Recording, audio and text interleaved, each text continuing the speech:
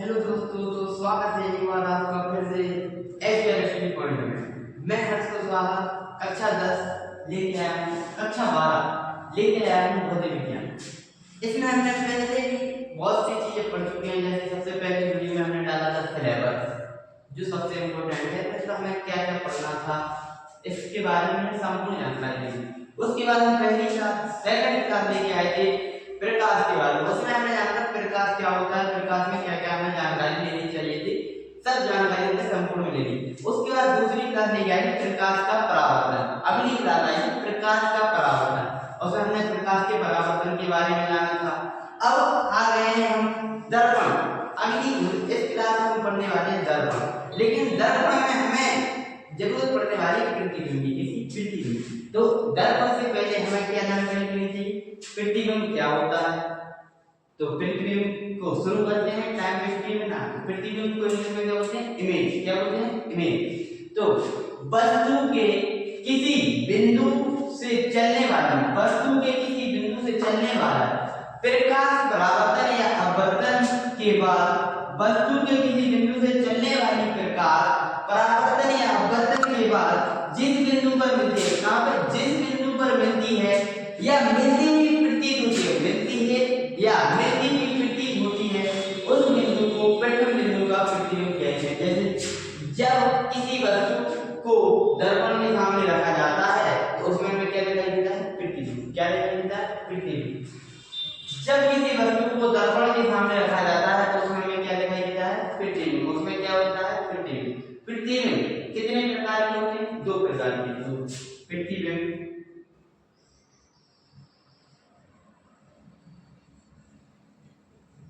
दो प्रकार के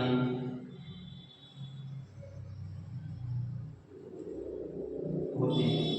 कौन कौन से होते हैं, पहला होता है और दूसरा। कौन कौन से होते हैं, पहला होता है वास्तविक प्रतिबिंब, वास्तविक प्रतिबिंब। और दूसरा क्या होता है, आभासी प्रतिबिंब। पहला क्या होता है, वास्तविक प्रतिबिंब, वास्तविक प्रतिबिंब। दूसरा क्या होता है, आभासी प्रतिबिंब।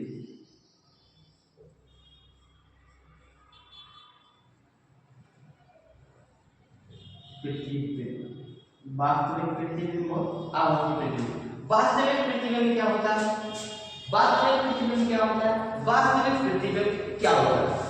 तो जिस दर्पण में, जिस दर्पण में, मतलब जिस दर्पण में हमें प्रकाश के परावर्तन के बाद या अपवर्तन के बाद जो बिंदु मिलती हुई दिखाई देती है उसे क्या कहते हैं, वास्तविक प्रतिबिंब। जिसमें मिलती हुई दिखाई देती है, मिलती है, मिलती हुई दिखाई देती है, उसे क्या कहते हैं, वास्तविक प्रतिबिंब। और वह प्रतिबिंब जिसमें हमें दूसरी बिंदु दर्पण में मिलती हुई प्रतीत होती है, क्या होती है, मिलती हुई, मिलती नहीं है, मिलती हुई प्रतीत होती है। क्या होती है, मिलती हुई प्रतीत होती है, क्या कहलाती है, आभासी प्रतिबिंब कहलाती है। वास्तविक प्रतिबिंब क्या कहलाती है, वह दर्पण में जब कोई बिंदु, दूसरी बिंदु परावर्तन के बाद दूसरी बिंदु मिलती है या मिलती हुई दिखाई मिलती है तो क्या कहलाती है, वास्तविक प्रतिबिंब। और आभासी प्रतिबिंब क्या कहलाती है, जब कोई दर्पण में अपवर्तन के बाद या परावर्तन के बाद बिंदु मिलती हुई प्रतीत होती है तो क्या कहलाती है, आभासी प्रतिबिंब कहलाती है। क्या कहलाती है, आभासी प्रतिबिंब। अब हम जानेंगे, अब हम बात करने वाले हैं दर्पण। किसी दर्पण, इंग्लिश में क्या होता है, मिरर, दर्पण।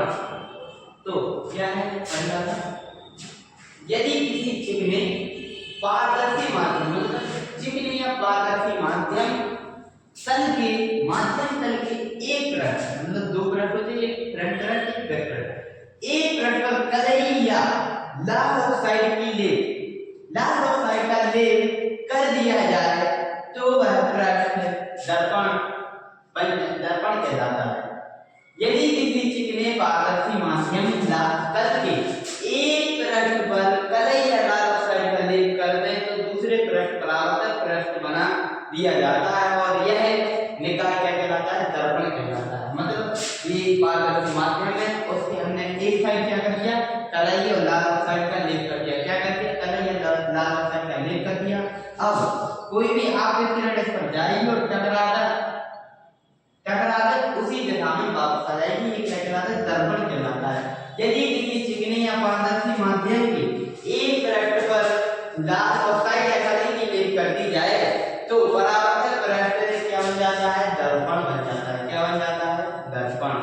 अब दर्पण कितने प्रकार के होते हैं? दर्पण कितने प्रकार के होते हैं? दर्पण कितने प्रकार के होते हैं? तो दर्पण दो प्रकार के होते हैं। कितने प्रकार के होते हैं?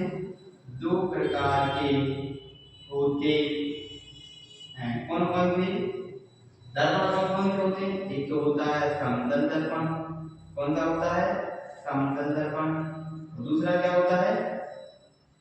गोलीय दर्पण। क्या होता है? गोलीय दर्पण। समतल दर्पण और गोलीय दर्पण। समतल दर्पण और गोलीय दर्पण। समतल दर्पण और गोलीय दर्पण। दर्पण कितने प्रकार के होते हैं? दो प्रकार के होते हैं। कौन कौन से? समतल दर्पण और समतल दर्पण। क्या पढ़ते हैं? समतल दर्पण। ऐसे दर्पण जिनका परावर्तक पृष्ठ समतल होता है। क्या होता है? समतल। क्या होता है? परावर्तक पृष्ठ। ऐसे दर्पण जिनका परावर्तक पृष्ठ क्या होता है? समतल होता है। क्या कहलाते हैं? समतल दर्पण। क्या कहलाते हैं? समतल दर्पण। ऐसा परावर्तक पृष्ठ जो समतल होता है क्या कहलाता है? समतल दर्पण कहलाता है। क्या कहलाता है? समतल दर्पण। गुण समतल दर्पण के कुछ गुण। पहला है समतल दर्पण द्वारा प्रतिबिंब सदैव आभासी तथा सीधा होता है। कैसा होता है? आभासी तथा सीधा। कैसा होता है? आभासी तथा सीधा। दूसरा है समतल दर्पण द्वारा बने प्रतिबिंब का आकार वस्तु के आकार के बराबर होता है। क्या होता है? वस्तु के आकार के बराबर होता है। समतल दर्पण द्वारा बने प्रतिबिंब का आकार वस्तु के आकार के बराबर होता है। प्रतिबिंब दर्पण से उतनी ही दूरी पीछे बनता है। क्या होता है? पीछे। जितनी की वस्तु दर्पण के आगे होती है, मतलब दर्पण यहाँ है, अगर वस्तु यहाँ है, जितनी आगे है तो उतने ही पीछे वस्तु का प्रतिबिंब बनेगा। क्या बनेगा? प्रतिबिंब। एक लाइन इंपोर्टेंट है, बहुत ही नोट है। यदि दो समतल दर्पण समांतर दिशा में समांतर रूप में आमने सामने रखते जाए तो प्रतिबिंब की संख्या कितनी होगी? प्रतिबिंब की संख्या कितनी होगी? अनंत हो जाएगी। अगर दो दर्पण समतल दर्पण एक दूसरे के समांतर रख दिए जाए तो प्रतिबिंब की संख्या क्या हो जाएगी? अनंत हो जाएगी। क्या होगी? अनंत होगी। प्रतिबिंब की संख्या क्या होगी? अनंत होगी। अब हम पढ़ेंगे गोलीय दर्पण। क्या पढ़ेंगे? गोलीय दर्पण।